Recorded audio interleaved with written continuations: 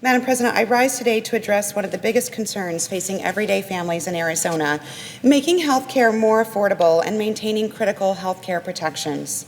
Sometimes the issues discussed on the Senate floor appear far removed from the concerns of everyday Americans, but not today.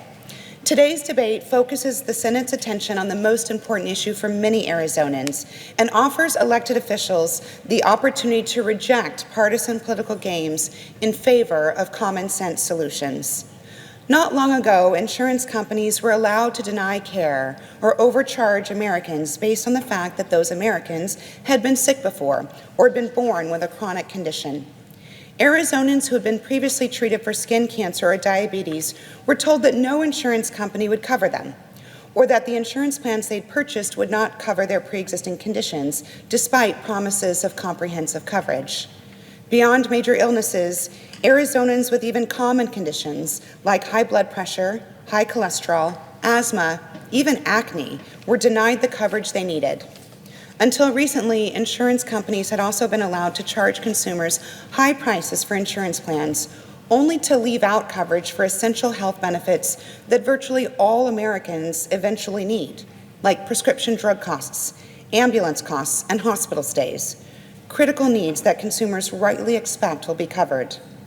Insurance is supposed to be there when people need it. Hard-working Americans who play by the rules and pay their monthly premiums shouldn't have the rug pulled out from under them at the very moment they need that health care. That's why such discrimination against people with pre-existing health conditions is now banned, and why health insurance plans are now required to cover essential health benefits. And that's why it's so disturbing that the administration and some members of Congress have begun moving backwards, allowing insurance companies to again sell plans to Americans that lack the very health protections consumers need. Congress has a lot of work to do to make healthcare affordable and protect access for American families and businesses, from lowering premiums to stopping surprise medical billing.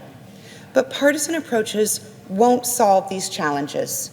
We can and must work across the aisle to pass bipartisan solutions, such as increasing the number of doctors to address provider shortages, lowering costs for home health services, expanding mental health care, and eliminating the health insurance tax. I've partnered with colleagues on both sides of the aisle to sponsor legislation that achieves these goals. But allowing insurance companies to return to their old practices will only hurt everyday Arizona families. These health plans lack key protections. They're often called junk plans, and for good reason. Junk plans mislead Arizonans, selling something billed as health insurance when in fact it's better described as a bill of goods. And when Arizonans are sold these plans need to actually use the coverage they paid for, the rug gets pulled out from under them yet again. I hear from hardworking Arizonans on a daily basis who deserve access to critical healthcare protections. Arizonans like Chantal, who has a pre-existing autoimmune disease that without treatment would cause her to become blind.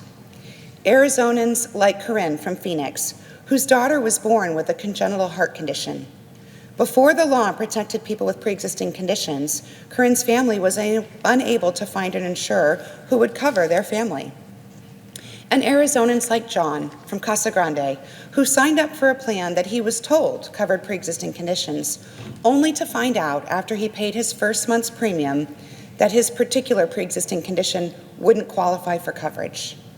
There are 2.8 million Arizonans under the age of 65, just like Chantal, Corinne, and John, who live with pre-existing health conditions.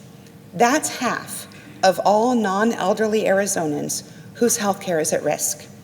These Arizonans remind us exactly what's at stake and exactly what's wrong with partisan politics in Washington today. For too long, too many elected officials here have focused on how they can score political points to help them win the next election, all at the expense of the health and security of everyday families. Arizonans are rightly worried that the dysfunction and chaos they see coming from Washington could threaten their family's coverage. And that's unacceptable. It's time to get partisan politics out of Arizonans' health care. So I call on both parties to quit the partisan games, come together, and stop the sale of junk plans that fail to protect people with pre-existing conditions.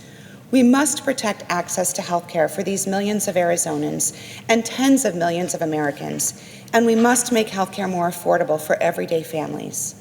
I urge my colleagues to vote yes on Senate Joint Resolution 52. Thank you, Madam President. I yield the floor.